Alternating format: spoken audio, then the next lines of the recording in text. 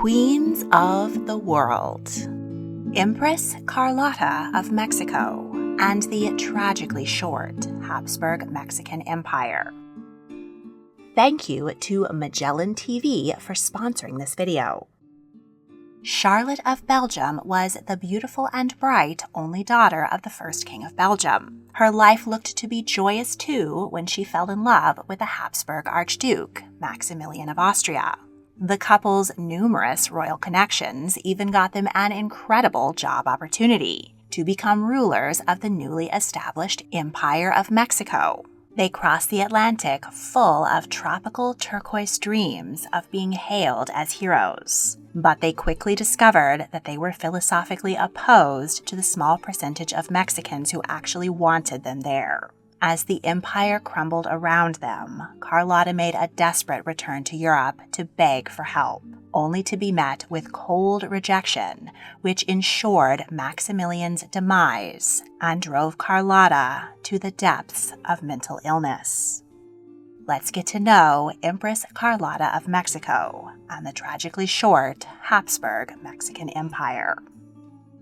Charlotte was born on June 7, 1840, at the Palace of Laeken, Belgium. 23 years earlier, her father, Leopold, had lost his first wife, Princess Charlotte of Wales, and their son in childbirth. Check out last week's episode on her. Leopold never got over the tragedy and had little interest in remarrying. But in 1830, Belgium won independence from the Netherlands and invited him to become their first king. In order to found a new dynasty, he needed children. So the 42-year-old Leopold married 20-year-old Louise of Orleans. She was the daughter of Louis Philippe I, 4 times great-grandson of King Louis XIII, who had recently been elected King of the French. Though it was far from a love match, the couple came to respect each other and enjoyed a quiet domestic life with their children.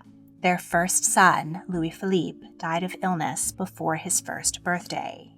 But 2 healthy sons, Leopold and Philippe, followed. Charlotte was the 4th child and only daughter. Her birth was extremely difficult, and her mother nearly died. With echoes of previous tragedies, Leopold was initially distant towards his baby daughter, but over time she won him over with her intelligence and sweetness, and became his favorite child. He named her Charlotte after his first love. She was a very well-connected baby. She spent her time at the French court with her maternal grandparents. When she was 8, another French Revolution dethroned them, and they went into exile in England. They moved into Claremont House, the home Leopold and Charlotte had shared during their brief happy marriage. The new Charlotte visited every summer and spent time at Windsor Castle with her paternal first cousins, Queen Victoria and Prince Albert. Her father was the brother of both Victoria's mother and Albert's father, and he had famously encouraged their love match. Little Charlotte was a boisterous and joyful child. Her mother was loving and attentive, and personally saw to her children's education. Charlotte became fluent in French, English, and German. When she was 10, her mother died of tuberculosis. Distraught, her father fled the family home and appointed a governess to continue raising his children. Charlotte withdrew into herself and became a pensive and shy teenager. She was more interested in studying philosophy and theology than in friends and parties. She did have an interest in statecraft and spent many hours with her father, fascinated by the minutiae of his sovereign duties. Charlotte resembled her mother and grew into a great beauty. After her 16th birthday ball, several princes came to call. Her father and cousin Victoria pushed for a match with King Pedro V of Portugal, but Charlotte felt that wearing a crown would be too heavy a burden and turned him down. She was much more interested in Archduke Maximilian of Austria, younger brother of Emperor Franz Joseph I. The army officer, 8 years her senior, charmed her. Her father and Victoria had a low opinion of the Habsburgs, but when they met Maximilian, they were charmed too. When Leopold saw how happy his little girl was, he agreed to the engagement. During the 6 months it took to draw up the marriage contract, Maximilian courted his intended. While dancing at balls and attending operas, he told her of his home in Vienna, and they shared their liberal views. Charlotte fell all the more in love with him. Privately, Maximilian seemed less enamored. He said of her, "She's short, I'm tall. She's brunette, I'm blonde. She is very intelligent, which is a bit annoying, but I will undoubtedly get over it." The couple wed on July 27, 1857, at the Royal Palace of Brussels. The newlyweds traveled to Vienna to live with his family. Maximilian's domineering mother, Archduchess Sophie, adored Charlotte and thought she was the perfect royal bride. She rubbed this in the face of her other daughter-in-law, Empress Elizabeth, known as Sissy. She was even more beautiful than Charlotte, and she had an intimate friendship with Maximilian, which put Charlotte's hackles up. The two brides developed a rivalry, which was not helped when Sissy's pet dog killed Charlotte's. The tension in the palace got so bad that the emperor offered his brother the position of viceroy to Lombardy, Venetia. In Italy, the couple lived like monarchs in the royal palace of Milan. On Easter, they traveled down the Grand Canal in Venice, aboard beautiful ceremonial gondolas. But all was not well in the royal marriage. It soon became evident that Maximilian had no intention of being faithful to his wife. He frequently left her for months at a time to return to Vienna for parties with his old friends, affairs with his old lovers, and visits to brothels. Charlotte looked the other way and distracted herself with charity work. Politically, Maximilian was not a good fit for Lombardy. He initiated liberal reforms which the conservative government found abhorrent. He showed indulgence towards Italian rebels, and he spent too much money on his own lavish lifestyle. 2 years into the assignment, the Second Italian War of Independence broke out. Maximilian was fired by his brother, and he and Charlotte retreated to their nearby estate, Miramar, on the Adriatic Sea. They funded extensive renovations of the palace with her dowry, and her brother warned against the ruinous spending. But designing the gardens was Charlotte's only escape from her increasingly desolate marriage. Around this time, the couple decided to take an expedition to Brazil. On the way, they stopped on the Portuguese island of Madeira, a place which had great emotional significance for Maximilian. 6 years earlier, he had been engaged to Princess Maria Amelia, daughter of Pedro I, a Portuguese prince who had been elected Emperor of Brazil. The couple were very much in love, but Amelia contracted tuberculosis. She was sent to Madeira in the hopes that the warm climate would aid her recovery. Instead, she died there at 21. Maximilian and Charlotte made a pilgrimage to Amelia's grave. Charlotte had been terribly seasick on the voyage, and she decided to remain there while her husband traveled ahead. She waited for 3 months while he toured Brazil and paid homage to his deceased first love. When he reunited with his current wife, their marriage seems to have taken a turn for the worst. It's not clear exactly what happened, but it has long been theorized that Maximilian contracted a sexually transmitted infection in Brazil, which he passed on to Charlotte, rendering her infertile. They never had any children, though this theory doesn't fully explain why they hadn't had any pregnancies in their first 2.5 years of wedded bliss. Whatever it was that poisoned their relationship. After Brazil, Charlotte moved into a separate bedroom and stopped having sex with Maximilian. Publicly, she continued to act as a devoted wife, but privately, she filled her days with horseback riding, painting, swimming, and anything else she could do to avoid her once beloved husband. Meanwhile, the French monarchy had once again been restored, this time under Emperor Napoleon III, nephew of the original Napoleon Bonaparte. He was keen to expand the French Empire in the New World, and with the United States tied up in the Civil War, he was able to invade Mexico. The area had been the cradle of numerous civilizations for thousands of years, most notably the Mayans and the Aztecs. In 1519, Spanish conquistadors conquered the Aztec Empire. The colony of New Spain made Old Spain rich in silver and cheap labor until revolution broke out in 1821 and Mexico won independence. The army and elites wanted to install their own constitutional monarchy, but no European royals wanted the job, so a Mexican general was declared Emperor Augustine I. His reign lasted 2 years before he was executed by firing squad. Mexico became a republic, but the government was unstable, and changes in leadership were frequent and bloody. During the Mexican-American War, Texas, New Mexico, Arizona, Utah, Nevada, and California were lost to the United States. By the time the French invaded, the elites were desperate for a monarch to take charge and restore stability. But the common people believed in the Republic. They defeated the French at the Battle of Puebla on May 5, 1862, which is still celebrated as Cinco de Mayo. But that was only a minor hiccup for the French, who seized Mexico City a year later. Napoleon wanted to install a new Catholic European emperor who would be loyal to him. With the Pope's blessing, he hand-picked Maximilian. Part of his appeal was that he was a descendant of Holy Roman Emperor Charles V, who had also been King of Spain when the conquistadors originally conquered the Aztecs.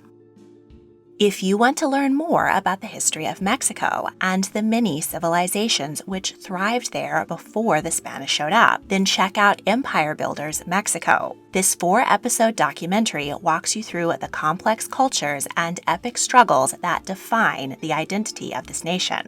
You can watch this and so many more educational and entertaining documentaries on Magellan TV.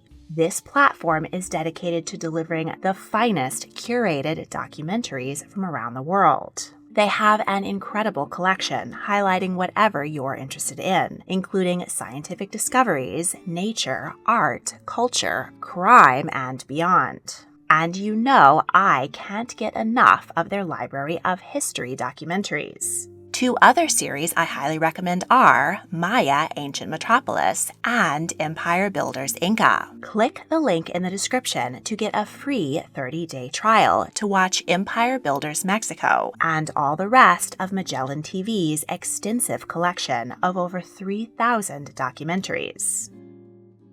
And now, back to history.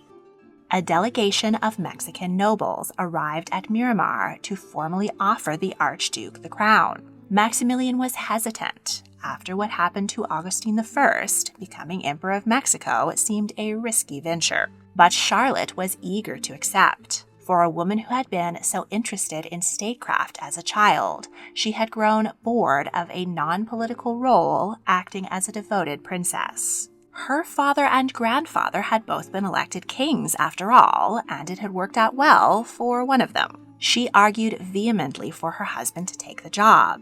His mother, ambitious Archduchess Sophie, was also all for it. But his brother, Emperor Franz Josef, warned him against it. As a way to discourage his brother, he demanded that if he accepted the Mexican throne, he would have to renounce his claim to the Austrian throne.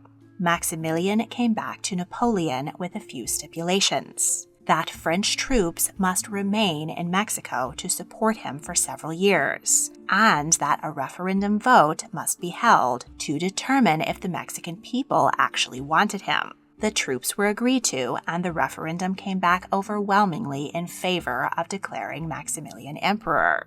He had no idea that the vote had been staged.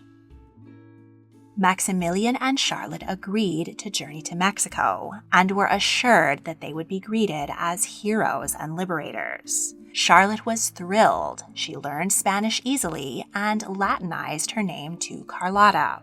Maximilian remained apprehensive. He was on the brink of a nervous breakdown on the night of their farewell dinner, and his doctors instructed him to rest in the garden while Carlota attended the party alone. The couple departed on April 14, 1864. They made a quick stop in Rome to be blessed by Pope Pius IX, and as they passed the Rock of Gibraltar, they received a naval salute ordered by Queen Victoria. During the 5-week sea crossing, Charlotte and Maximilian did not discuss the serious diplomatic and political difficulties facing them. Instead, they excitedly drafted a 600-page document detailing the minutiae of the etiquette of their new imperial court. The SMS Novara made stops in Madeira, Jamaica, and because of severe storms, an emergency landing in Martinique. Finally, with the port of Veracruz in sight, Carlota wrote her grandmother, "I am delighted with the tropics, and I only dream of butterflies and hummingbirds." Their reception in Veracruz was underwhelming. Many in the port city were in bed with yellow fever. A small band played while a few diplomats shook their hands and clapped politely. They took a 2-week journey by train, carriage, and horseback to Mexico City. Along the way, they were struck by the incredible economic and racial disparities of their new nation. In the capital, they were greeted with more enthusiasm, fireworks, and hundreds of triumphant arches. They were crowned Emperor Maximilian I and Empress Carlota at the Metropolitan Cathedral. Then they settled into the National Palace, which, having been neglected for 40 years, was in terrible disrepair and infested with mites. Carlota took to sleeping on a balcony and Maximilian on a billiards table to escape the insects. The national treasury was in critical condition, but they started expensive renovations. Empress Carlota hosted balls and oversaw festivals, parades, and theatrical performances presented in her honor. She presided over the newly created Mexican Imperial Order of St. Carlos.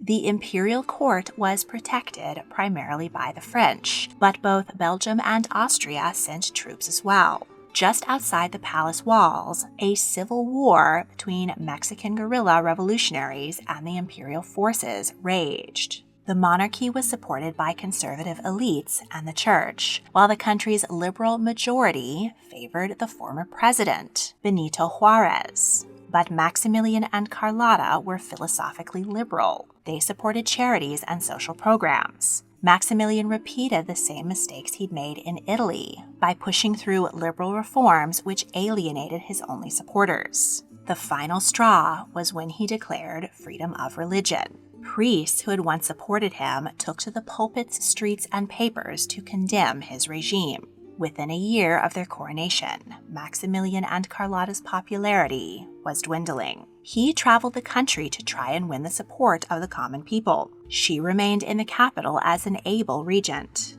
The emperor came up with another stunt to try and win Mexican hearts. Because he didn't have any children of his own, he adopted the grandsons of former Mexican Emperor Augustine. He ordered Carlota to go and fetch Salvador and Augustine de Iturbide from their homes. Augustine was just 2 when he was forcibly removed from his mother. The episode greatly distressed Carlota. And when the boy's mother, Alice, went public with the kidnapping story, it made the people hate the emperor all the more.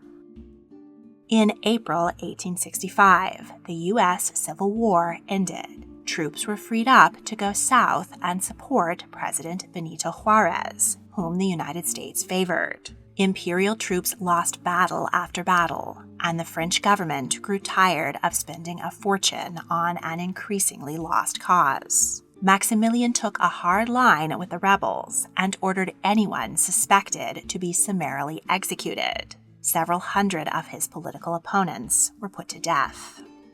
Carlota had a brief sojourn from the stress in the form of an official visit to the Yucatan. She boarded a decrepit ship, which pitched to and fro as it made its way across the Gulf of Mexico. But when she arrived, she was greeted warmly by people who were far removed from the violence of the war. For 2 months, she explored Mayan ruins and met her people. When she returned to Mexico City, she was greeted by the news that her father, Leopold I, had died. Then word arrived from Europe that her grandmother, Maria Amelia, had also died. Napoleon decided that Mexico was a lost cause. He removed his financial and military support. Carlotta's brother, Leopold II, to whom she'd never been close, and Maximilian's brother, Franz Josef, who hadn't supported the adventure in the first place, both used this as an excuse to withdraw their own funds and troops. The Emperor and Empress of Mexico were left abandoned with only a small force of volunteer soldiers, who were vastly outnumbered by revolutionaries. They were virtual prisoners in their own palace. Desperate, the couple decided that Carlota would travel back to Europe to personally beg Napoleon to reconsider. Maximilian bid her farewell. She would never see him alive again. When she arrived on the French coast with her adopted sons, they were met by a single diplomat rather than an impressive welcome fit for an empress. Not a good sign. She took the train to Paris, where Alice de Iturbide caught up with her and begged for the return of her sons, but Carlota refused. She was informed that Emperor Napoleon was too ill to see her, but he sent his wife, Empress Eugenie, to Le Grand Hôtel. She took pity on her fellow empress and arranged a meeting with her husband. Carlota prepared a careful 20-page outline of her argument. She gave a long, impassioned speech, reminding Napoleon of the promises he had made to the infant monarchy he had created. He was moved, told her holdups with his ministers were to blame, and promised to plead her case. Carlota left with a glimmer of hope. 2 days later, she returned to the emperor. His finance minister explained that the Mexican adventure had nearly bankrupted France and that there was no money left to give them. Carlota protested and threatened to abdicate. Napoleon called her bluff and said that she should abdicate and return home. Overwhelmed by desperation, she threw herself into a nearby armchair and sobbed hysterically. Days later, the Council of Ministers confirmed Napoleon's real decision, and he went personally to Le Grand Hôtel to coldly inform her that the French would not help. Carlota began to manifest symptoms of paranoia and cognitive and emotional collapse. She wrote a letter to Maximilian insisting that Napoleon was possessed by the devil. She went home to Miramar and avoided traveling through Brussels and Vienna. She was so incensed by her brother and brother-in-law's abandonment that she didn't bother asking them for help. On the journey, she saw a farmer and became convinced that he was an assassin. She yelled for her coachman to speed away. Once home, she received a telegram from Maximilian imploring her to go to Pope Pius IX for assistance. But he also refused to help. In despair, she donned mourning clothes and shut herself up in her hotel. At a formal dinner, she screamed that someone was trying to poison her. She suspected one of her servants was sneaking toxins into her food, so she stopped eating. After 3 days of starvation, she became frantic and burst into the papal apartments while Pius was having breakfast. She dipped her hand into his cup of hot chocolate and licked the liquid from her fingers. He called for a second cup, but she would only drink and eat the Pope's food so that she knew it was safe. He managed to calm her down, took her for a walk in the gardens, and showed her the Vatican's art collection. Meanwhile, he sent a cardinal to fire her staff and send word to her brothers. During her day with the Pope, Carlota relaxed, but she continually asked him about poison antidotes, to which he replied that prayer was the antidote. When night fell, she became agitated again and begged the Pope to allow her to stay with him. No woman had ever spent the night in the Vatican, but Pius ordered a bed to be set up in the library. The next morning, she refused to eat unless she was in the pontiff's presence, but he had other matters to attend to. Sure that she would die, Carlota wrote her will and sent a letter to Maximilian, saying, "My darling, I am taking leave of you. God is calling me to him." The Pope coaxed her out of the Vatican by asking her to visit a nearby orphanage. She delighted in being with the children. But while she was touring the kitchen, the starving empress plunged her hand into a pot of boiling water to retrieve a piece of meat she thought couldn't have been poisoned. She fainted from the pain and then woke up in a papal coach and screamed, "Murder!" She had 2 live chickens brought to her hotel room and hovered over her maid while she killed and cooked them, and she brought in a cat to taste her food. She regularly ran into the street to guzzle water from public fountains with a goblet she had stolen from the Pope. After several days, her favorite brother, Philippe, finally arrived. His presence was a balm to Carlota, and she talked with him all night, refusing to sleep. The next morning, they left for Miramar. The prince sent a telegram to Maximilian, informing him of Carlota's breakdown and reassuring him that she was now in safe hands. Maximilian had been busy in his wife's absence. He hadn't fixed the political situation in Mexico, but he had fathered an illegitimate son. He was ill with dysentery and malaria, but he decided to fight Benito Juarez. His small army was easily defeated, and he was captured. In a desperate bid to save his brother, Franz Josef reinstated Maximilian's succession rights, believing the rebels wouldn't dare to kill an Austrian archduke. He was wrong. Juarez wanted to send a clear message that Mexico would not tolerate more European invasions. The former emperor was brought before a firing squad in the early morning hours of June 19, 1867. He gave an impassioned speech in Spanish, declaring that he had not come for personal gain, but to help the Mexican people. He also asked to be shot in the heart so his mother would recognize his face. Then the soldiers opened fire. Maximilian was 34. The former emperor's corpse was embalmed and toured around the country for 6 months. Finally, it was shipped to Austria, where his bereft family buried him in the imperial crypt. Carlota was not informed of her husband's demise for fear of further upsetting her. Her Austrian in-laws wanted to keep her at Miramar so they could control her fortune, but her own family eventually secured her return to Belgium. As she sunk further into mental illness, she was set up in out-of-the-way Bouchoux Castle. Her sister-in-law sealed the windows and padded the walls of her apartments. Carlota occasionally mistook her guards for her long-lost husband and begged them to go to bed with her.